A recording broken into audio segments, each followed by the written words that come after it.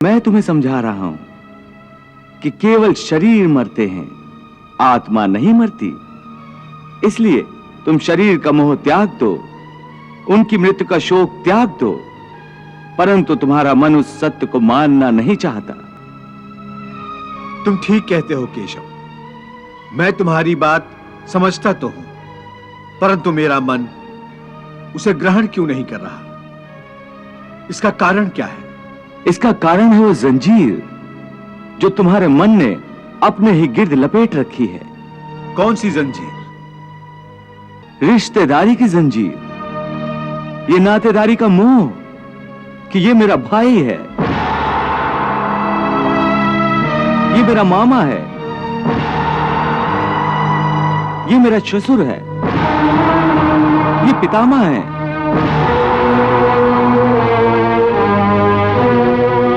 तुम ठीक कहते हो कि रिश्ते नातों की जंजीरों ने मुझे चारों तरफ से जकड़ रखा है, परंतु मैं इस जंजीर को कैसे तोड़ दूं? मैंने मान लिया कि ये सारे शरीर नाशवान हैं, परंतु इनके साथ जो मेरे रिश्ते हैं वो तो नाशवान नहीं है, वो तो सच्चे हैं।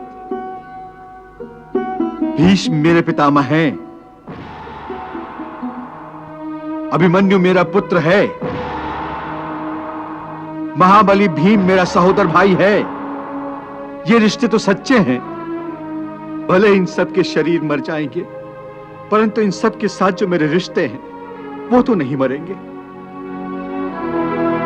जैसे आज मेरे पिता महाराज पांडु का शरीर नहीं है, परंतु मेरे पिता आज भी महाराज पांडु हैं। पिता पुत्र का तो वो पवित्र रिश्ता समाप्त नहीं हुआ। इन रिश्तों की पवित्रता पर मैं कैसे प्रहार करूं? शरीर को भूल जाओ, परंतु अपने दादा के रिश्ते पर तीर कैसे चलाऊं? अपने भाई के नाते पर तलवार कैसे उठाऊं? अर्जुन, ये रिश्ते, ये नाते सब इस जन्म के हैं। इस जन्म से पहले या इस जन्म के पश्चात इन रिश्तों का कोई अस्तित्व नहीं रहता। ये काका, मामा, भाई, पुत्र, पितामह पिछले जन्म में कहां थे? तुम्हारे क्या लगते थे? और अगले जन्म में ये क्या होंगे, कहां होंगे? इसका उत्तर है तुम्हारे पास? नहीं केशव। इसीलिए कहता हूं कि जब शरीर नाशवान है तो ये रिश्ते भी नाशवान हैं, क्योंकि ये सब नाते शरीर के हैं। और ये जो तुमने अपने पिता का उदाहरण दिया कि उनका तुम्हारा पिता पुत्र का नाता तो समाप्त नहीं हुआ, तो यह भी तुम्हारा भ्रम है, अज्ञान है।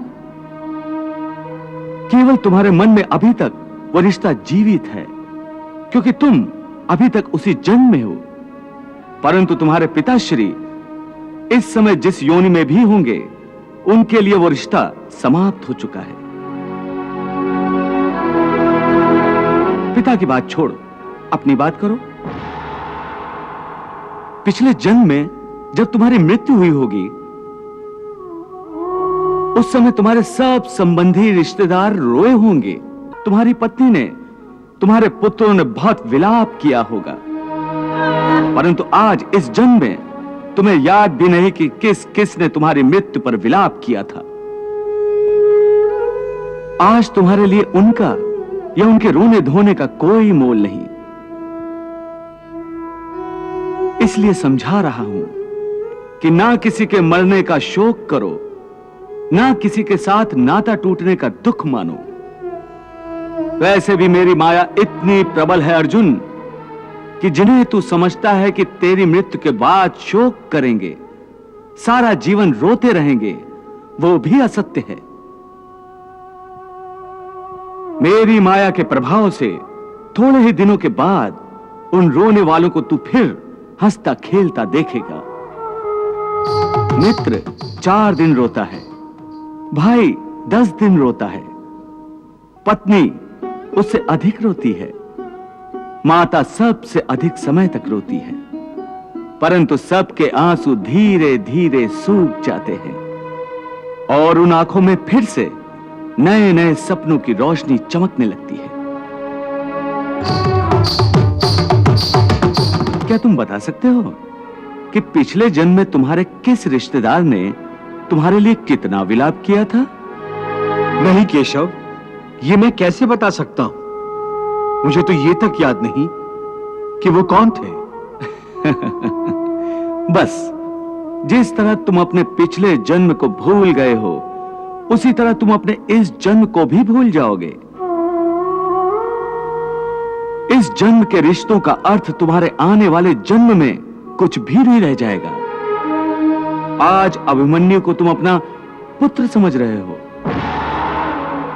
हो सकता है पिछले जन्म में वो तुम्हारा पिता रहा हो, या आने वाले जन्म में तुम्हारा महाशत्रु बन जाए। आज तुम जिनको अपना रिश्तेदार समझ रहे हो, जिन्हें आदरणीय समझ रहे हो, और इसी कारण उनकी हत्या करने से संकोच कर रहे हो सकता है उन्हीं में से किसी ने तुम्हारे किसी पिछले जन्म में तुम्हारी हत्या की हो।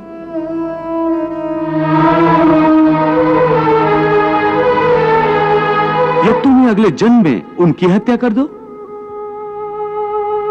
हे अर्जुन, ये रिश्ते शरीर के जन्म के साथ पैदा होते हैं और शरीर की मृत्यु के साथ मर जाते हैं। इसलिए इन रिश्ते नातों के चक्रव्यूह से बाहर आ जाओ। आत्मा अमर है, इस अमर सत्य को पहचानो। रिश्ते तो बदलते रहते हैं। हे अर्जुन, इसलिए तुम्हें न रिश्तों से मोह करना चाहिए, न रिश्तों के टूटने का शोक करना चाहिए। यही सांख्य योग का ज्ञान है कि मनुष्य को एक सन्यासी की भांति सोचना चाहिए कि ये सब रिश्ते नाते मोह को उत्पन्न करते हैं, और मोह इन रिश्तों को इतनी जोर से पकड़ लेता है जैसे एक लोभी पुरुष नदी में डूबते हुए भी धन की गठरी को नहीं छोड़ता।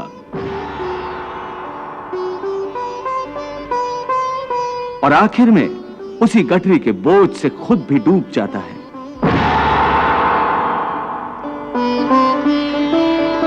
इसलिए अपने मन को सन्यासी बनाओ और इस मोह के बंधनों को छोड़ो, और इस बात पर ध्यान दो कि इस समय तुम्हारा कर्तव्य क्या है, तुम्हारा धर्म क्या है, और उसी के अनुसार कर्म करो।